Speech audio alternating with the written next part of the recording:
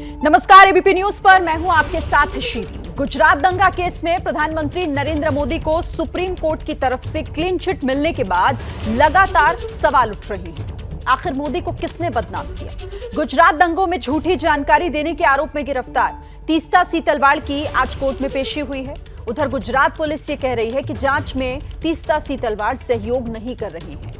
BJP ने तीस्ता सीतलवाड़ के बहाने सीधे सीधे कांग्रेस और सोनिया गांधी पर निशाना साधा है और आज हम इसी मुद्दे पर बहस करेंगे। कई खास मेहमानों के साथ बहस इस मुद्दे पर होगी कि गुजरात दंगों में आखिर क्या सियासी फायदा उठाने के लिए ये सब कुछ किया गया, यानी प्रधानमंत्री नरेंद्र मोदी को और तत्कालीन मुख्यमंत्री को बदनाम किया गया। इसी पर चर्चा को आगे बढ़ाएंगे। कई खास मेहमान हमारे साथ जुड़ रहे हैं एक एक करके। सबसे पहले मैं आपसे परिचय करा देती हूं उन सभी मेहमानों का। बीजेपी के प्रवक्ता जफर इस्लाम साहब को आप देख रहे हैं, साथ ही कल की पीठाधीश्वर और कांग्रेस के नेता प्रमोद कृष्णम भी हमारे साथ जुड़े हुए हैं।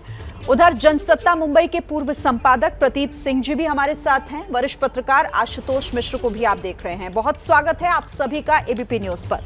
शुरुआत कर लेती हूं मैं सबसे पहले प्रमोद कृष्णम जी आपके साथ, क्योंकि सुप्रीम कोर्ट ने भी उस एसआईटी के रिपोर्ट को बरकरार रखते हुए ये फिर से साफ कर दिया पूरी तरीके से कि ना कोई तथ्य है, ना उन आरोपों में कोई दम है, ना कोई सबूत जुटा पाए, यानी कि वो आरोप पूरी तरीके से निराधार। ऐसे में सवाल ये उठता है कि ये इतना लंबा मामला खिंचा और बगैर किसी मकसद के, बगैर किसी ऐसे राजनीतिक दल की इसमें क्या भूमिका रही है जिस तरीके के आरोप लग रहे हैं? आप सवाल मेरा समझ रहे होंगे मैं किसकी तरफ इशारा कर रही हूं, आप क्या कहना चाहेंगे इस पर? देखिए शिरीन, पहली बात यह है कि किसी भी जगह देश में अगर बहुत बड़ा वायलेंस होता है, कोई दंगा होता है, कोई फसाद होता है, कोई उपद्रव होता है जिसमें बहुत से लोग मारे जाते हैं और एक हिंसा का नंगा नाच होता है, तांडव होता है, तो वो मामला गंभीर हो ही जाता है। उसकी जांच भी गंभीरता से होती है, उसकी जांच भी लंबी होती है, उसमें फैसले आते हैं, लोगों की नज़रें रहती हैं। तो गुजरात में जो हुआ तो वो तो बड़ा दुखद और भयावह था। अब उसमें क्योंकि गुजरात में उस समय आदरणीय नरेंद्र मोदी जी की सरकार थी, बीजेपी की सरकार थी, और केंद्र में भी बीजेपी की सरकार थी जिसमें माननीय अटल बिहारी वाजपेयी जी प्रधानमंत्री थे। गोधरा में जब संत महात्माओं की हत्या हुई, लगभग 60-61 लोग जिंदा जलाए गए, तो उसके बाद ये गुजरात दंगा फैला। तो सवाल उठता है कि ये जो घटनाएं हुई ये गुजरात में हुई और गुजरात में उस समय की जो सरकार थी तो उससे सवाल बनता भी था, तो लोगों ने सवाल उठाए, उस पर राजनीति भी हुई। अब उसकी जांच हुई, एसआईटी का गठन हुआ, पेशी हुई, तमाम तरह की चीज़ें हुई, लोग पकड़े गए, लोगों को फिर इंट्रोगेट किया गया, तरह तरह की बातें आईं, उसमें पक्ष विपक्ष भी हुआ, उसमें पूरी सियासत हुई। अब सवाल उठता है कि अगर आज कोई ये कहता है कि भाई उस दंगे में किसी की साजिश थी तो क्या गलत कहता है, और अगर कोई ये कहता है कि साहब उसमें राज्य सरकार को बदनाम करने की बात थी तो वो कह सकते हैं, लेकिन राज्य सरकार को बदनाम कौन करना चाहता था? किसे राज्य सरकार को बदनाम करके फायदा मिलता? प्रमोद कृष्णम जी, कांग्रेस पर सीधे बीजेपी ने आरोप लगाया है कि कांग्रेस, उन्होंने तो यहाँ तक कहा तीस्ता सीतलवाड़ जो कि उनकी गिरफ्तारी भी हो चुकी है, वो सीधे सीधे उसे कांग्रेस से जोड़ रहे हैं और कह रहे हैं कि कांग्रेस अध्यक्ष भी उनके पीछे खड़ी थी। शिरीन, बीजेपी का तो हक बनता है कांग्रेस को बदनाम करना। बीजेपी तो अगर किसी की छोटी मोटी चोरी हो जाएगी उसमें भी कहेगी कि कांग्रेस का हाथ है, अगर किसी की जेब कट जाएगी तो भी कहेगी ये गांधी परिवार ने काट ली, अगर किसी का कुछ एक्सीडेंट हो जाएगा तो कहेंगे गांधी परिवार ने और कांग्रेस ने करा दिया। इस देश में जो भी होता है वो कांग्रेस के ऊपर तो आरोप लगाते ही हैं। अब इसके बारे में मैं क्या कह सकता हूँ? जहाँ तक तीस्ता सीतलवाड़ का सवाल है, तीस्ता सीतलवाड़ एक एक्टिविस्ट भी हैं, एक एनजीओ चलाती हैं। अब वो कांग्रेस पार्टी से उनका संबंध क्या रहा क्या नहीं रहा मुझे तो पता नहीं, मैं तीस्ता सीतलवाड़ जी का प्रवक्ता तो हूँ नहीं, लेकिन कांग्रेस पार्टी से सीधा जुड़ी हुई वो हो या कांग्रेस की कोई पदाधिकारी हो, मुझे ऐसा नहीं लगता। मैं उनसे इस सवाल का जवाब लूंगी कि आखिर वो किस आधार पर ये आरोप लगा रहे हैं। तो गुजरात दंगा मामलों से जुड़ी हुई एसआईटी की रिपोर्ट को सुप्रीम कोर्ट ने सही ठहराते हुए नरेंद्र मोदी को जो क्लीन चिट उस रिपोर्ट में दी गई थी उसे बरकरार रखा है, लेकिन इसके बाद कई तरह के सवाल उठ रहे हैं जिन सवालों पर हम चर्चा कर रहे हैं सभी मेहमानों के साथ। एक बार फिर से रुक कर लेते हैं। जफर इस्लाम जी, आपके पास में आऊंगी। प्रमोद कृष्णम जी को ब्रेक से पहले आपने सुना होगा, वो सीधे तौर पर आपके आरोपों पर यह कह रहे हैं कि बीजेपी का तो काम है हर मुद्दे को कांग्रेस की तरफ घुमा दिया जाए। देखिए, मैं आचार्य प्रमोद कृष्णन जी को बहुत संजीदगी से सुना और मैं जिम्मेदारी के साथ ये बात कहना चाहता हूं कि वो बच के निकलना चाह रहे थे। वो जानते हैं कि जो घिनौनी राजनीति उनके लीडर्स ने की है, आज उनके पास कोई अल्फाज नहीं है अपने आप को बचाने के लिए, इसलिए इस तरह की छोटी मोटी बातें करके वो निकलने की कोशिश कर रहे थे, बचना चाहते थे। जानते हैं कि उनकी पार्टी ने गलती की है, वो खुद जानते हैं कि ये सारे जो एलिगेशन थे वो गलत है। मौत का सौदागर कहने वाले लोग आज खुद बेल पे बाहर खड़े हैं और जनता ने ऐसे जिनको गलत तरीके से पेश किया, गलत तरीके से दुनिया की नजरों में पेश किया, उनको प्रधानमंत्री बनाने का जो है नवाजा, प्रधानमंत्री के पोजीशन से नवाजा। और साथ साथ मैं कहना चाहता हूं कि तीस्ता सेटलवाद उसको पद्मश्री देने का क्या रीजन हो सकता है भाई? आखिर किस बात के लिए पद्मश्री दिया गया? क्या नेम टू फेम है? बाहर से फंडिंग लेना? इसके लिए आप उनके इशारे पे परिवार और सरकार जो उस वक्त की थी उसके इशारे पे किसी को फ्रेम करना है, उसके लिए आपने दिया पद्मश्री? किस काम के लिए पद्मश्री? और तो कोई कंट्रीब्यूशन नहीं है। उन्होंने जो पैसा आया उसको भी उसमें भी फ्रेम किया। जो 7 करोड़ आया उसमें 5 करोड़ घर पे खर्चा कर दिया। उनके लिपस्टिक के से लेके, मेकअप के सामान से लेके, सैंडल से लेके, खाने के सामान सब जो है वो उस पैसे से पे किया गया। क्या इसके लिए पैसे दिए गए थे एनजीओ में? जिसने भी दिया था इसके लिए दिया था। इससे समझ में आता है कि देखिए नहीं, एक मिनट, मैं थोड़ा 2-3 बातें कह दूं। पहले मैं उनको बहुत समय दिया आपने। मैं ये कहना चाहता हूं कि पूरे केस को उठा के देखिए।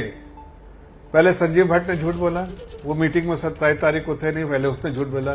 जो सुप्रीम कोर्ट के जो फ्रेंड्स थे, जो उनको जो ऑब्जर्वर बना के भेजा, उन्होंने झूठ बोला। हर तरह से कोशिश की गई इनको फंसाने की, लेकिन सच्चाई तो सच्चाई है। वो कितना भी आप कोशिश करें, छुपती तो है नहीं। आज बाहर आ गई कि उन्होंने बचाने की कोशिश की, वहां जो अमन लाने की कोशिश की। लोगों का आक्रोश था। 60 संत को अगर जल जाएंगे तो जाहिर है आक्रोश होगा लोगों में। आक्रोश था और उसको बचाने की कोशिश की लोगों में।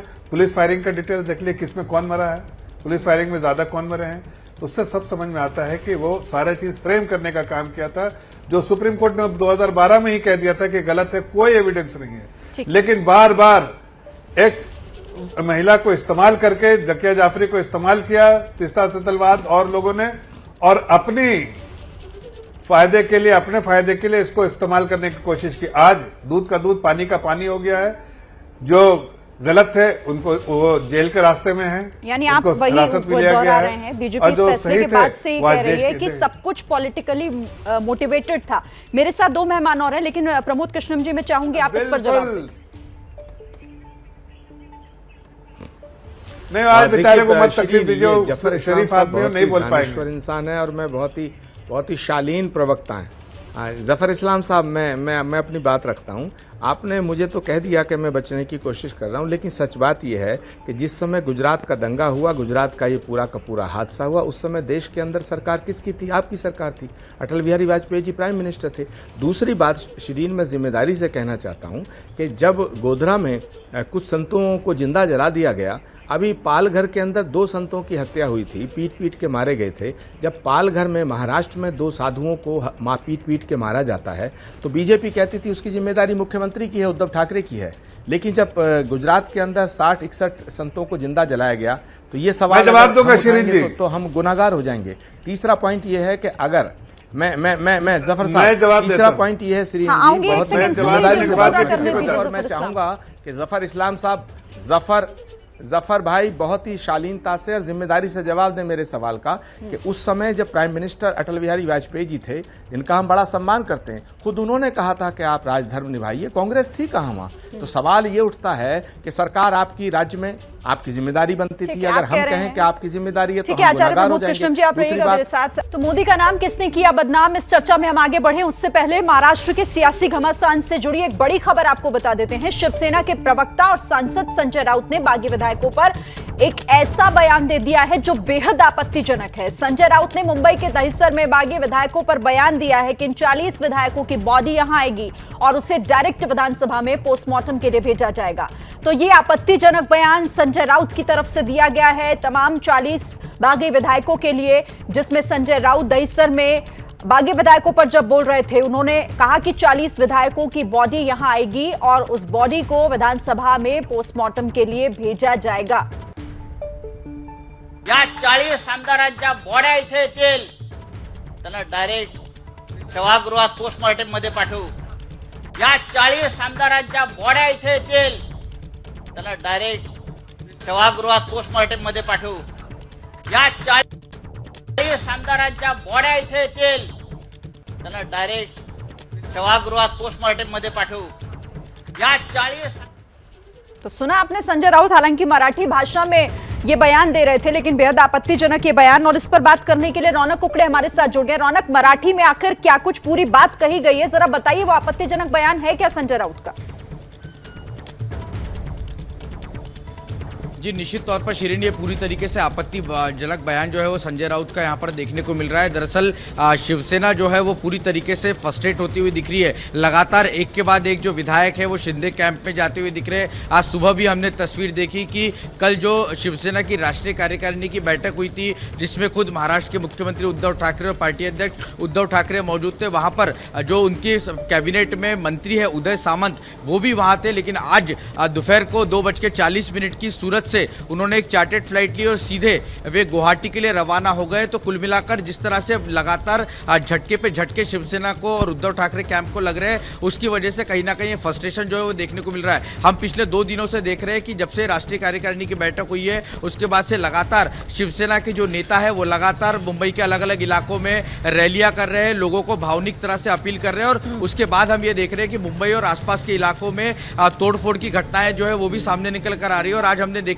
कि सुबह सीआरपीएफ जो केंद्र सरकार की रिजर्व फोर्स है, उन्होंने जो बागी विधायक है उनके घर के बाहर सुरक्षा मुहैया जो है कराई है। इस संबंध में महाराष्ट्र के राज्यपाल ने भी डीजीपी को खत लिखकर ये विनती की थी कि विधायकों के घर के बाहर सुरक्षा मुहैया कराई जाए। तो कुल मिलाकर अगर देखा जाए तो शिवसेना का फ्रस्ट्रेशन जो है वो रह रहकर झलक रहा है। ये जो दहीसर में रैली हुई थी जिसमें संजय राउत ने आपत्तिजनक बयान दिया है, इतना ही नहीं तो उन्होंने विधायकों को लेकर कई और अपशब्दों का इस्तेमाल जो है यहाँ पर शिवसेना करती हुई दिख रही है। पूरा मामला जो है दोनों तरफ से तलवारें खिंचती हुई दिख रही है। देखना महत्वपूर्ण होगा कि आने वाले दिनों में क्या है मामला और पेचीदा होता दिखता है और क्या इस तरह के आपत्तिजनक बयान जो है वो सामने आ सकते हैं। मुझे लगता है कि नेताओं ने जिस तरह से आप ये बात कह रहे हैं कि ये फ्रस्ट्रेशन बताती है, और जाहिर तौर पर फ्रस्ट्रेशन हो भी क्यों ना। संजय राउत, जब बगावत सामने आई थी तो सबसे पहले वो ये कह रहे थे कि सब लौट कर आएंगे, जाएंगे कहां? लौटना तो दूर, बाकी जो बचे हुए थे उनमें से भी एक एक करके पहुंचते चले गए।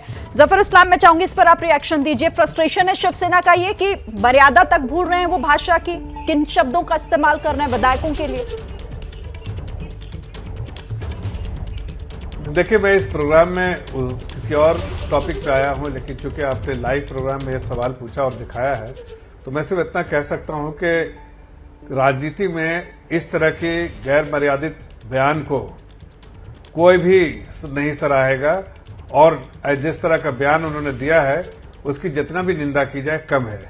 आप अपने ही जो कि आपके गलत काम करने की वजह से वो उन लोगों ने कहा आप मिलते नहीं थे, जुलते, जो भी उन लोगों ने कहा उसकी वजह से वो अगर आपसे दूर जा रहे हैं तो आप उनके लिए ऐसा सोचेंगे कि उनकी डेड बॉडी वापस आए और पोस्टमार्टम होगा वहां पर।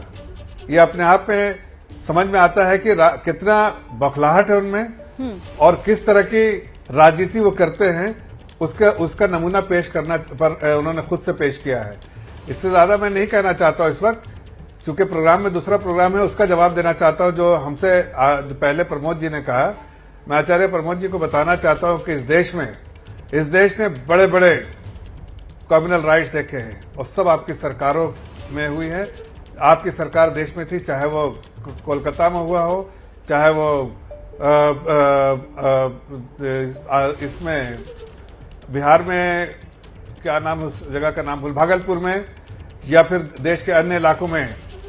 इस देश में बराबर से कम्युनल राइट्स ही होते थे और वो कांग्रेस के जमाने में होया करते थे। कांग्रेस के जमाने में सिर्फ राइट्स ही होया करते थे, मुसलमानों को दबाने के लिए तरीका था। लेकिन अब कम्युनल राइट्स नहीं देखे जाते, इसलिए कि हमारी सरकार जब से आई है उस पर जो है इनके जो लोग काले कारतूत करने वाले लोग जिस तरह की चीज जो प्लानिंग करते थे उनमें लगाम डाल दी है। इसलिए न तो इस तरह के राइट्स होते हैं और न इस तरह के राइट्स होने देते हैं। और जो उस 2002 का राइट्स था, उसके बारे में सारे इन्वेस्टिगेशन हो ठीक है चुकी है। जफर इस्लाम जी, जो क्योंकि लोग इसके मैं आती गलत हूँ आपके तरीके पास, से क्योंकि ये एक दूसरे को बयान फंसाने की कोशिश कर रहे थे, उस तरह के किस तरीके से आपत्तिजनक है, मुझे इस पर चर्चा करनी होगी। और भी मेहमान हमारे साथ हैं। मैं चाहूंगी कि आचार्य प्रमोद कृष्णम, आपके तो साथी हैं, महाराष्ट्र में महाविकास अघाड़ी का हिस्सा आप भी हैं और शिवसेना भी है। ये किस तरह का फ्रस्ट्रेशन है? मतलब पहले तो वो अपने ही थे, पहले आपने कहा सब लौट कर आएंगे, अब उन्हीं के लिए इस तरह की भाषा का इस्तेमाल जो पूरी तरीके से अमर्यादित है। देखिए शिरीन, पहली बात तो मैंने ये बयान उनका ना सुना है, अभी आपके टेलीविज़न चैनल से मुझे पता चला है। वो मराठी में बयान है, उसका हिंदी में जो ट्रांसलेशन है वो भी आपके ही संवाददाता ने करके बताया। अगर उन्होंने ऐसा कहा है तो ये गलत है, ये लोकतंत्र के खिलाफ है। ये इस तरह सरकार बचे या जाए, सरकार बचनी चाहिए या जान। देखिए, हम शिवसेना के साथ हैं, कांग्रेस पार्टी शिवसेना के साथ है।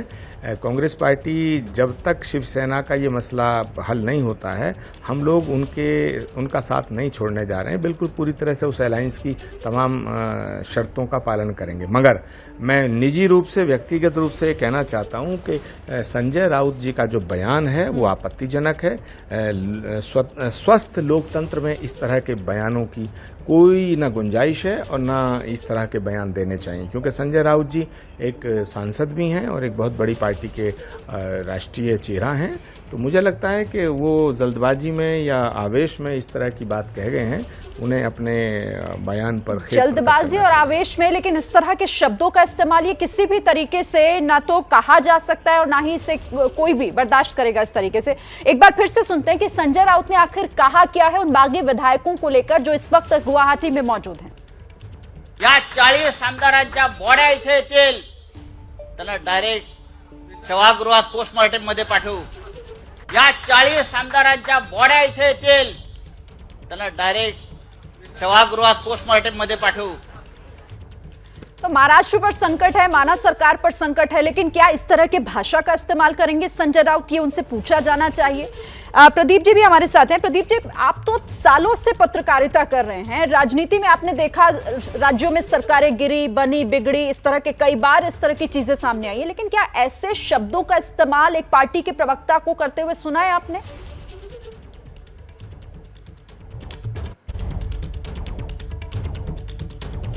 नहीं, बिल्कुल नहीं। ये सीधे सीधे हिंसा के लिए उकसाने का प्रयास है।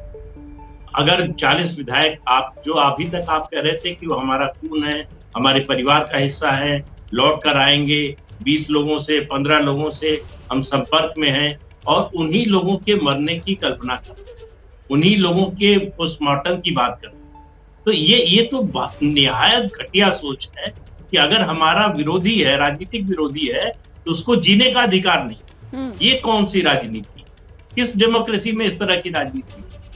लेकिन मुझे आश्चर्य इस बात का है कि उनके इस बयान पर सभी राजनीतिक दल चुप है। जो पार्टियां सरकार में शामिल हैं, उनके नेताओं को बोलना चाहिए। आचार्य जी ने जो बोला, मैं उनका स्वागत करता हूं।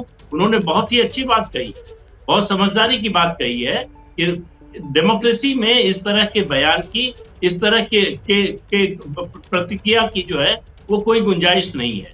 उनका फ्रस्ट्रेशन है, समझ में आ सकता है, लेकिन फ्रस्ट्रेशन किस हद तक जाएगा? आप लोगों के मरने की कल्पना करेंगे? ये बात आप सोचिए कि जो उनके परिवार के लोग यहाँ हैं, मुंबई में रह रहे हैं, महाराष्ट्र के दूसरे हिस्सों में रह रहे हैं, उनके मन पर क्या गुजर रही है, उनके मन में किस तरह का मानसिक संताप होगा।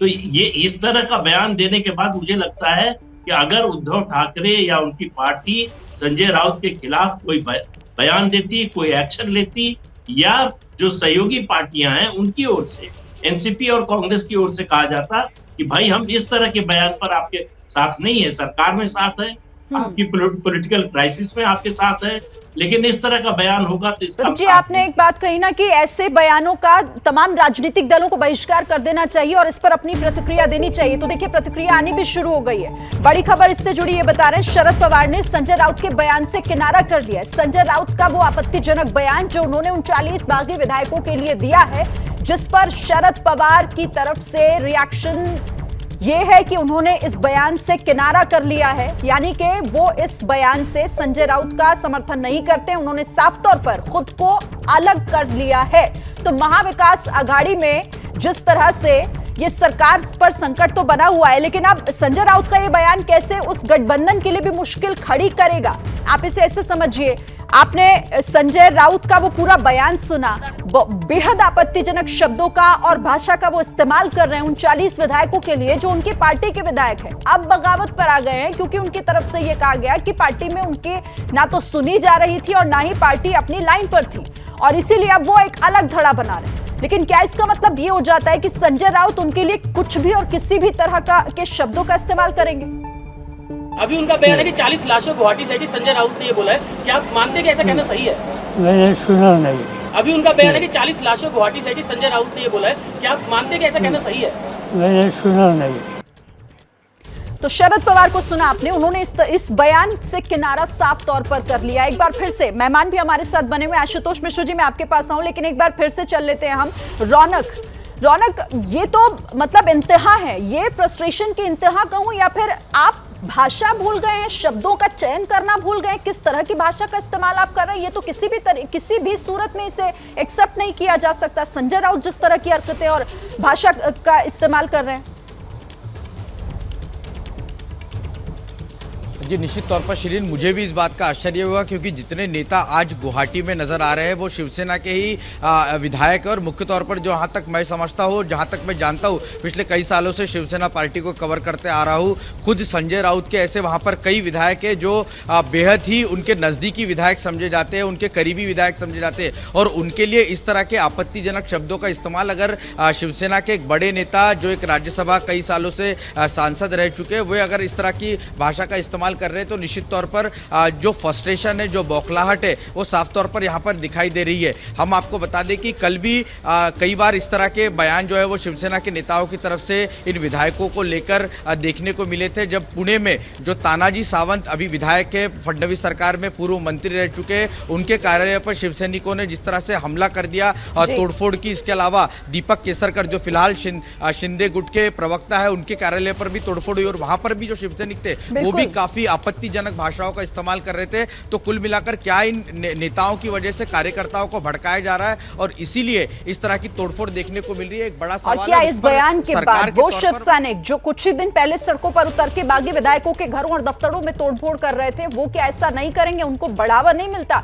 ये भी पूछा जाएगा अब संजय राउत से भी और शिवसेना से भी। ठीक है रौनक, आप आगे नजर बनाकर रखिएगा, इस खबर पर हमारी नजर रहेगी, लेकिन फिर से एक बार अपनी चर्चा करो कि एक बार फिर से कर लेते हैं। देखिए, ये तो महाराष्ट्र की राजनीति में कैसे बदनामी का खेल चल रहा है, लेकिन गुजरात में एक बदनामी की जो खेल शुरू हुआ, जो साजिश हुई, क्या उसी का नतीजा है कि एक मामला इतने लंबे समय तक खिंच गया, लेकिन सुप्रीम कोर्ट ने एसआईटी की इस रिपोर्ट को बरकरार रखते हुए एक प्रश्न चिन्ह लगा दिया कि क्या ये सब कुछ सियासत के तहत हो रहा था, किसी मकसद के तहत हो रहा था, और वो साजिश रची कहां से जा रही थी?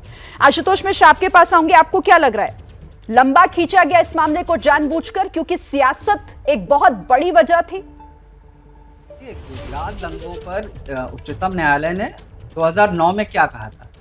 Nero was fiddling while Rome was burning. इस टिप्पणी से तो ऐसा प्रतीत होता है कि तब न्यायालय को भी लगता था कि गुजरात के दंगों में उस समय के मुख्यमंत्री की कोई अकर्मण्यता के कारण हुए हैं और आग इसीलिए लगी है।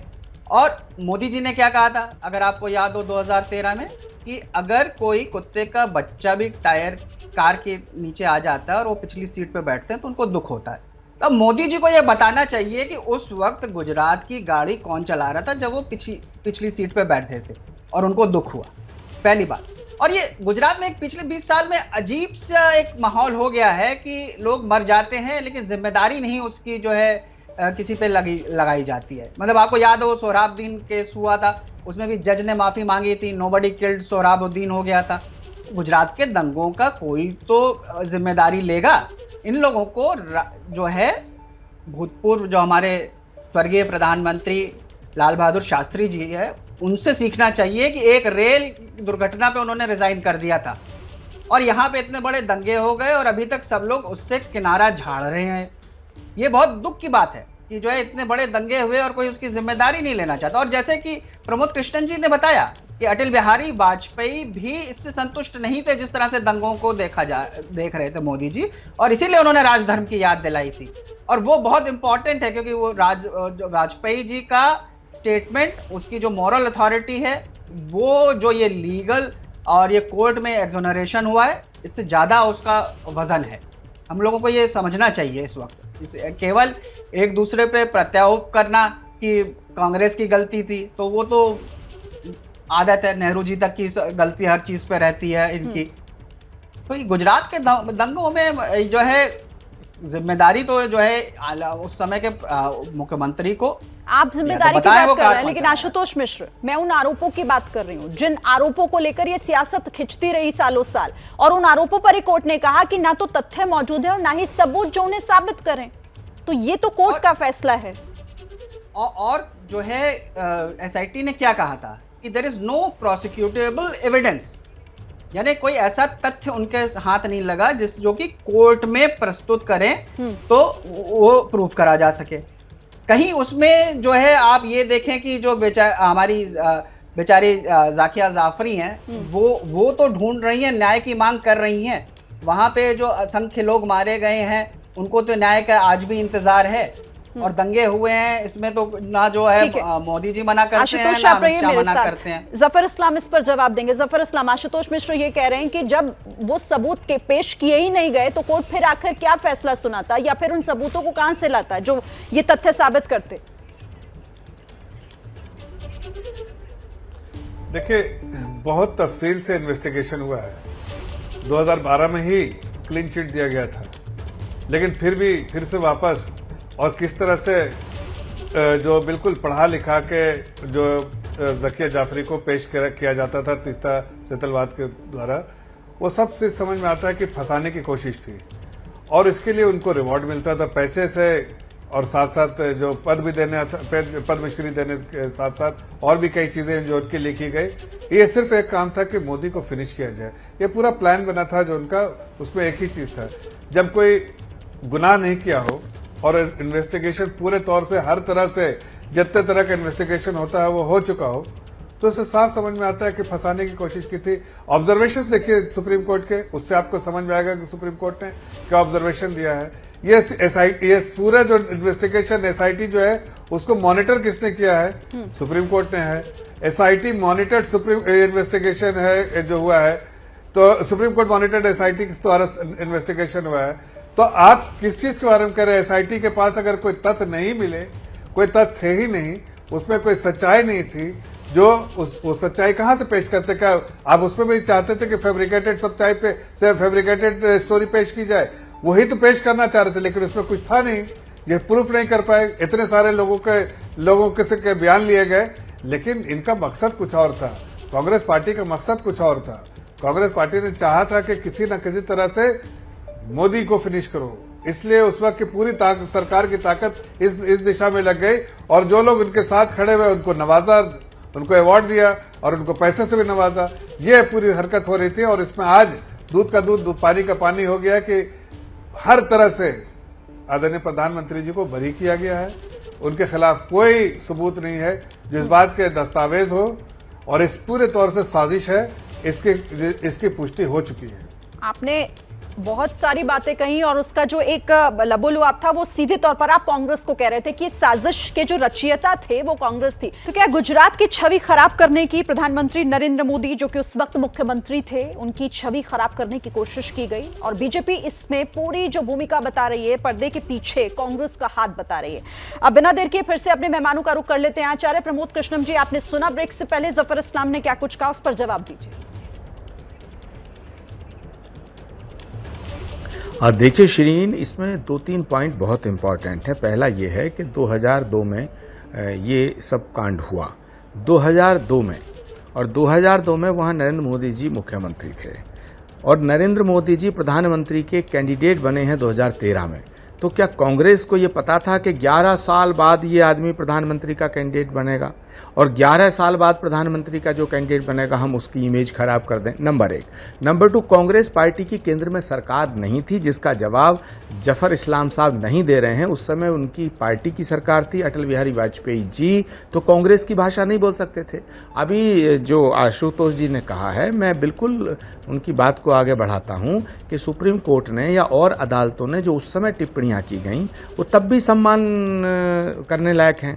हम सुप्रीम कोर्ट की हर टिप्पणी का सम्मान करेंगे, हम सुप्रीम कोर्ट के फैसले का सम्मान करेंगे। और सच बात ये है शिरीन कि अगर मैं ये जफर इस्लाम साहब से पूछूं कि भाई ठीक है, नरेंद्र मोदी जी को जो हमारे देश के मान्यवर प्रधानमंत्री हैं, आज अदालत ने कहा है कि भाई उनका इसमें दोष नहीं था, लेकिन क्या जाकिया जाफरी और वहाँ तत्कालीन जब मेंबर पार्लियामेंट थे एहसान जाफरी, गुलबर्गा सोसाइटी में जो हुआ, आग लगी और उसमें जो लोग मारे गए और जो गोधरा कांड हुआ, तो आखिर इसका जिम्मेदार कौन है? क्या आप ये कहना चाहते हैं कि कांग्रेस उस समय न सत्ता में थी, न पावरफुल पोजीशन में थी और कांग्रेस ये षड्यंत्र रच रही थी? नंबर 1, ये घोर आपत्तिजनक आरोप है। दूसरा, मैं एक पॉइंट और रखना चाहता हूं, बार बार जफर इस्लाम साहब ये कह रहे हैं कि साहब तीस्ता सीतलवाड़ ने ये सब साजिश रची, तीस्ता सीतलवाड़ ने ये साजिश रची। अरे भाई, तीस्ता सीतलवाड़ इतनी पावरफुल थी कि इतनी बड़ी साजिश रचती? वो कह रहे हैं, तीसरा वो पॉइंट उठा रहे हैं कि तीस्ता सीतलवाड़ के एनजीओ को कांग्रेस की सरकार ने पैसा, बीजेपी साफ कह रही थी तीस्ता सीतलवाड़ तो आप लोगों का मोहरा थी उस वक्त। ओके शिरीन, मैं ये कह रहा हूं कि तीस्ता सीतलवाड़ कांग्रेस पार्टी के कहने पे सब कुछ कर रही थी, जबकि दंगे हुए 2002 में, उस समय भारत की सरकार तो बीजेपी की थी। अच्छा, तीसरा पॉइंट वो उठा रहे हैं बहुत जोर से कि तीस्ता सीतलवाड़ के एनजीओ को कांग्रेस की सरकार ने फंडिंग करी। भाई, अगर किसी एनजीओ को कोई सरकार फंडिंग करती है और वो उस फंडिंग का गलत इस्तेमाल करता है तो सरकार का दोष क्या है? आज जो सरकार 8 साल से आपकी चल रही है, कितने एनजीओ को आप फंडिंग कर रहे होंगे? अगर कोई एनजीओ उसका गलत इस्तेमाल करता है तो क्या नरेंद्र मोदी जी की सरकार को दोषी ठहराएंगे आप? ठीक है, तीनों पॉइंट में मुझे जवाब चाहिए। सैयद जफर इस्लाम, प्रमोद कृष्णम ये कह रहे हैं कि दोनों जगह पर आपकी सरकार थी, आपने ये होने कैसे दिया?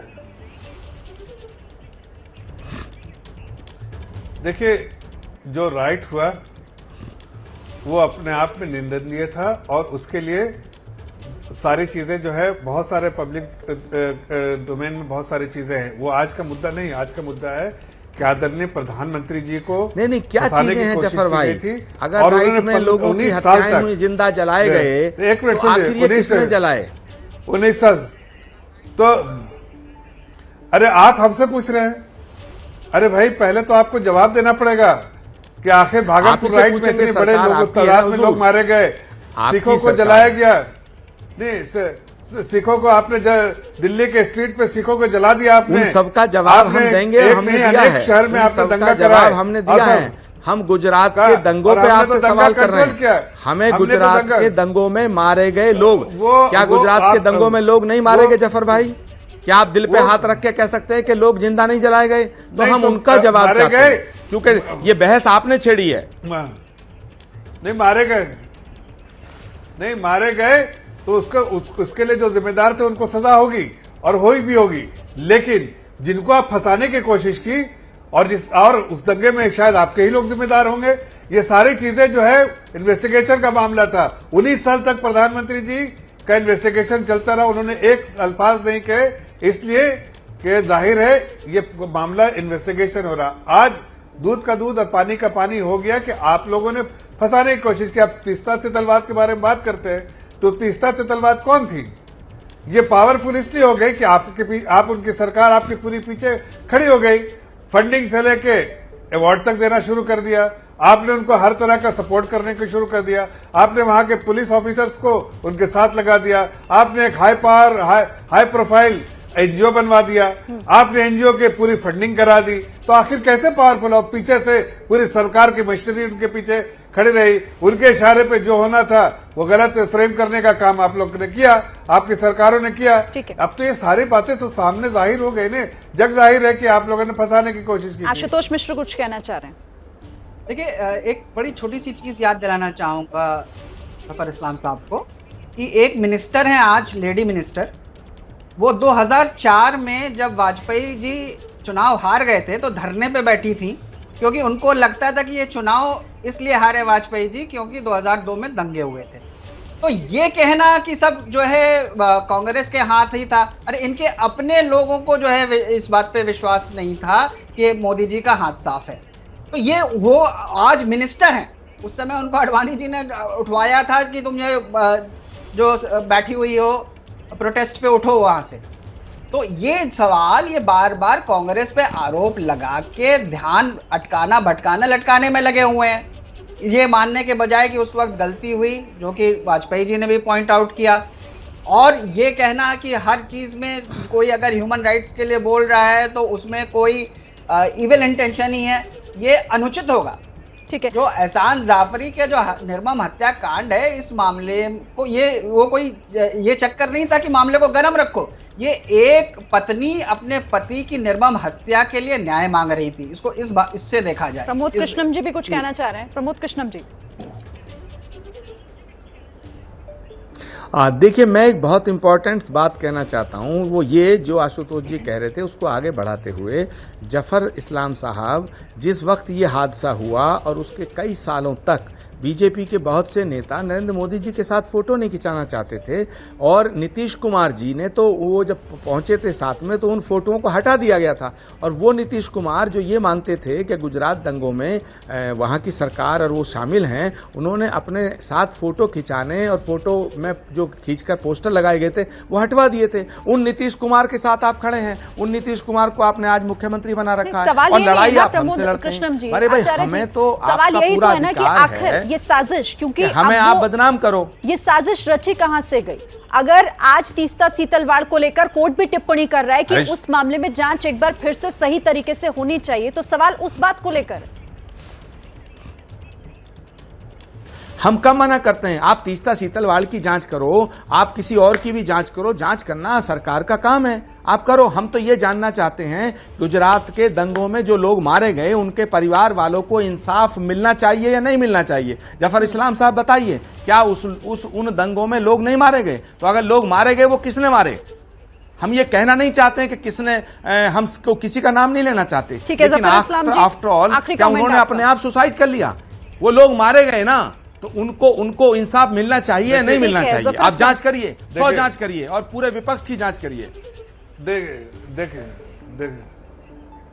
देखिए, देश में जितने भी दंगे हुए हैं और साथ साथ जो दिल्ली में सिख राइट हुआ है, ये सारे दंगों में जो भी दंगाई थे उनको पनिशमेंट होना ही चाहिए।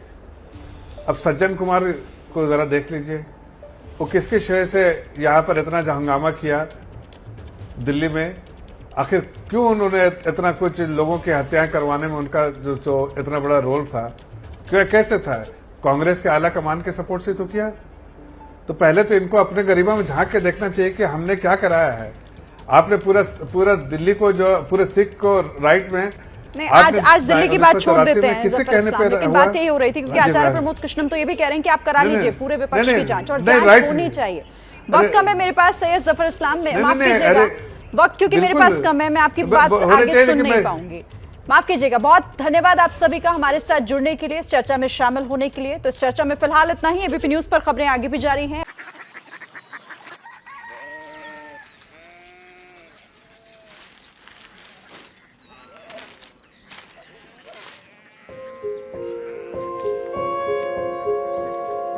बाबा बाबा, कोरिया सिटी जानी ना,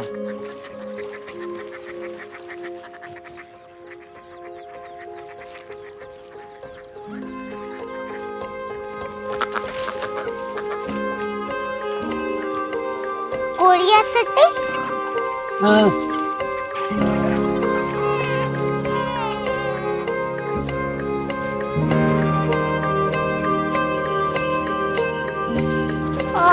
कोरिया सिटी कहाँ पे है? शहर अंग्रेजी लगे हैं।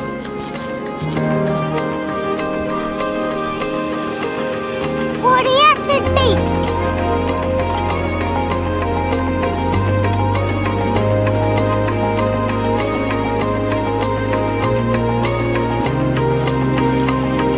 वो बहुत दूर है।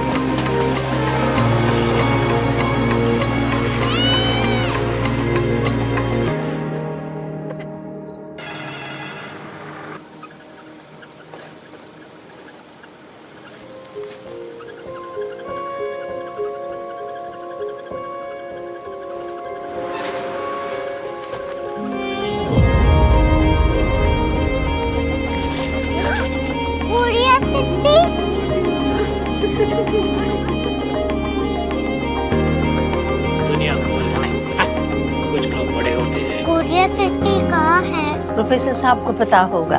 हो, ये छोटा वाला ग्लोब लगता है और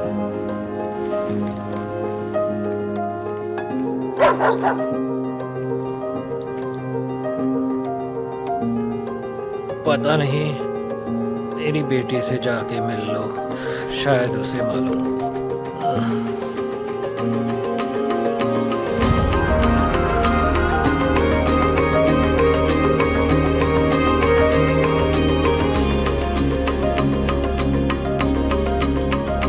हाय, बाबा ने भेजा है। Come here. Korea city. Korea city नहीं, क्यूरियोसिटी। वो क्या? That's what brought you here? जो तुम्हें यहाँ तक ले आया। क्यूरियोसिटी।